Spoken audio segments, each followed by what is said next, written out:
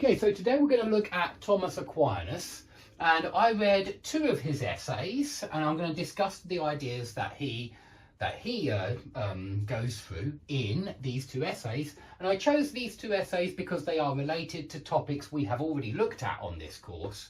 Now, Thomas Aquinas came 1,000 years after Aristotle, but he read Aristotle and he liked Aristotle, or he was certainly influenced by Aristotle.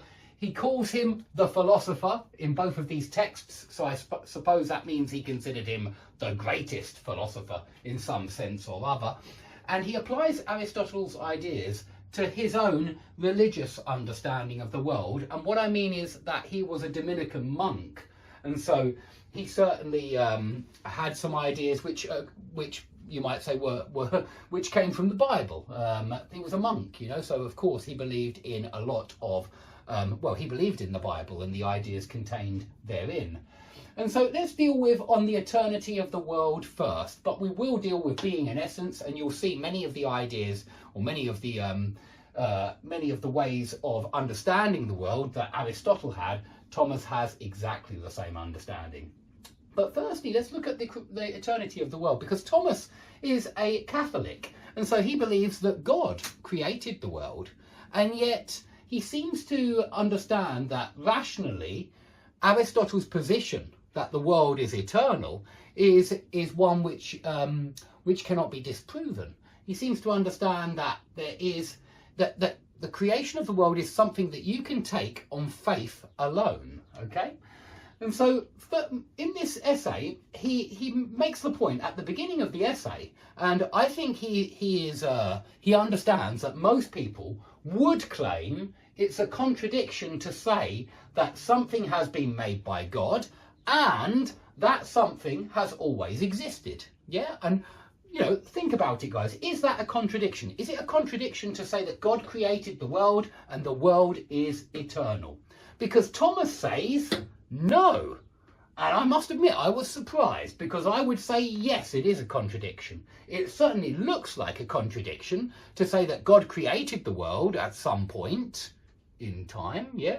And therefore, that world cannot have always existed because God created it, okay? But Thomas says no, and he's going to explain why, and I'm just going to do my best to give it the strongest possible form, because I do like to read philosophers and try to understand what's the strongest form of their argument. Of course, that's the best way to be when you hear a new argument. And so Thomas says no. He says, if you do think that there's a contradiction between these two statements, that's because either an agent cause must precede an effect in time. Let's just say a cause must precede, must go before an effect in time. Agent here, he just means he also thinks in terms of four different causes, just like Aristotle, his teacher. Do you remember there was material cause, formal cause, efficient cause? Yeah, and agent cause was one of those four causes. Now, I'm not going to go into those four causes or four types of explanation again, just because we've got a lot to get through today. But just take it as the cause must precede the effect in time. But this is just one type of cause. It's when somebody is the causal agent. Yes, an agent. And so God here, that God must precede the world that he created in time. Yeah, or that non-being must precede the effect in time. Before something comes into existence, it must be non-being before that time. Yeah, first nothing, then something. Now, of course, Thomas is saying that these two statements contradict if you think that either of these is true. But Thomas thinks that this is not the case. A is not the case and B is not the case. Now, why, you might say? Well, it's because Thomas distinguishes two different types of causality. Yeah, two different versions of cause and effect. He talks about one in this essay anyway, which is motion. Yeah, which is the cause and effect that you and I, that we all know about. Yeah, it's the cause and effect that goes on in mechanics, in science. Yeah, where cause always precedes effect. think about that Newton's cradle thing, yeah, with the balls that hit each other in the middle. Yeah, we've all seen them, where you pick up the ball and it knocks all the other balls. It's on a pendulum, and that ball goes up and then goes down, and that ball goes up. You can see on that very simple toy that cause always precedes effect. Yeah, that the cause is first, then the effect comes. Then the cause, then the effect. And that's the causality that you get with motion, with objects in motion. But there's a second type of causality for Thomas, and I suppose it's because he believes in God, and he believes in an omnipotent God, and he therefore believes in instantaneous causality, where the cause and the effect are simultaneous in time. You might even say they're outside of time. And this is why at the end I will start to talk a little bit about the B theory of time.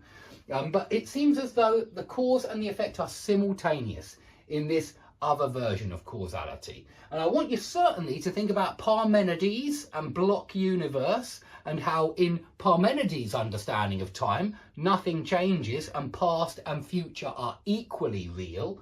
Yeah, and you might say past and future are simultaneous. Well, in this understanding of causality, which is God's causality, which is what happens when God creates things, he does so instantaneously, and so this one is certainly not the case. The agent cause doesn't need to precede the effect. Yeah, the cause doesn't need to precede the effect when we're dealing with God and creation. Yeah, God and creation, it's not normal cause and effect as we get in the physical world, where you do get normal cause and effect, as you get with Newton's cradle, yeah, with that simple toy of the or any pendulum, yeah, when you pick it up and let go, that's when it starts swinging. But you know, it doesn't do things the other way round. The cause always